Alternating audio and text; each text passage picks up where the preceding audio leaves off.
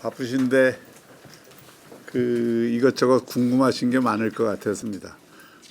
그냥 제가 무슨 모두 발언 이런 거 없이 자유롭게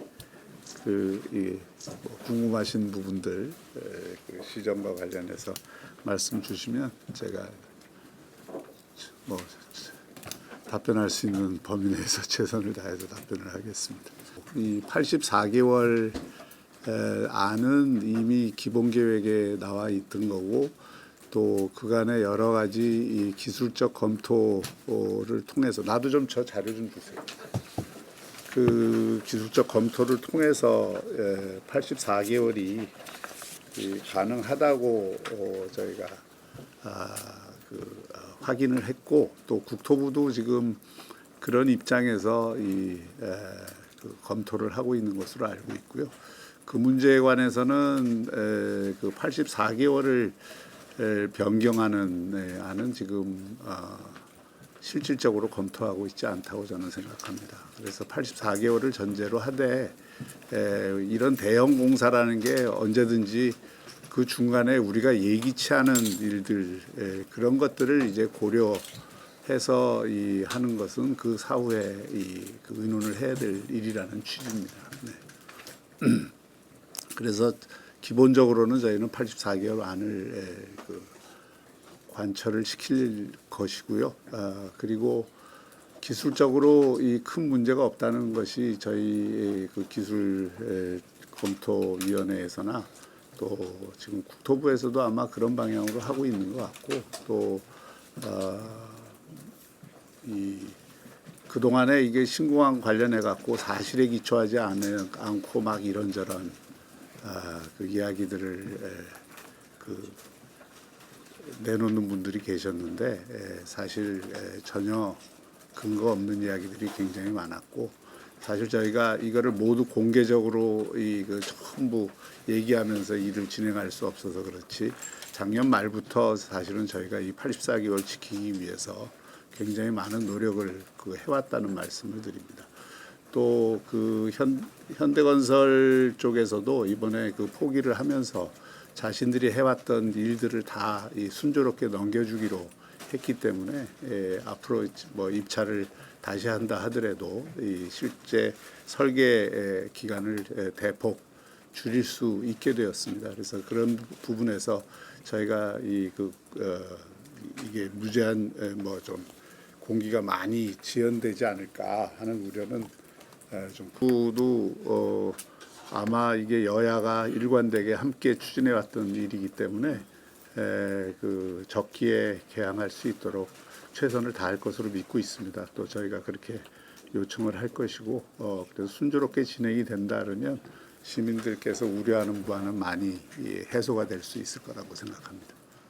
이게 이제 턴키 방식이라서 처음부터 그 문제가 조금 그 계약 단계에서 쟁점이 될 수 있었던 문제입니다. 그러니까 이게 이제 턴키 방식이라고 하더라도 이게 불가피한 무슨 천재지변이라든지 누구나 인정할 수 있는 그런 사연이 생겼을 때 하는 거는 대규모 공사에서 대체로 있었던 일들이기 때문에, 그것까지를 완전히 배제하고 무슨 한이 있더라도 84개월 해야 된다 이렇게 하기는 좀 어려울 수도 있겠다 하는 생각은 저희가 갖고 있는데, 그건 국토부가 그 84개월 그 안으로 재입찰을 할 때 어떤 식의 요건으로 하는지를 저희가 좀 지켜볼 필요가 있을 것 같습니다. 해수부 이전은 해수부와 함께 관련 해양 기관들이 함께 오면 오히려 시너지가 날 것이다. 해수부만 별도로 오면 해수부 자체도 이제 여러 가지 내부적인 또 비효율이 생길 수 있고, 또 해양수산 정책 기능을 좀 효율적으로 통합한다는 의미에서 여러 해양 기관들하고 함께 오는 게 바람직하다라고 생각을 하고, 거기에 따른 저희가 지원할 일이 있으면 최선을 다해서 지원을 하겠다는 말씀을 드립니다.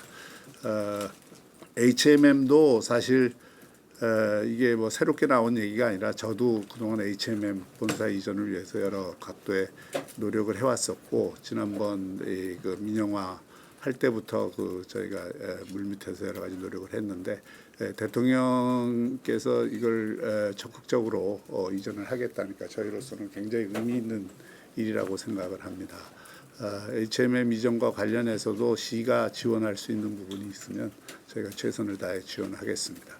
근데 그것하고 산업은행 이전이나 글로벌 허브 도시 특별법을 맞바꿀 수 있다는 생각은 그건 굉장히 위험한 생각이고, 우선 산업은행 이전과 관련해서 이것은 윤석열 정부가 추진한 사안이 아닙니다. 노무현 정부 때부터 이명박 정부, 박근혜 정부, 문재인 정부 거치면서 2차 공공기관 이전 나올 때마다 산업은행 이전은 약속이 됐던 바이고, 또 이 문재인 정부에서도 2차 공공기관 이전 안에 이게 포함이 되어 있었습니다.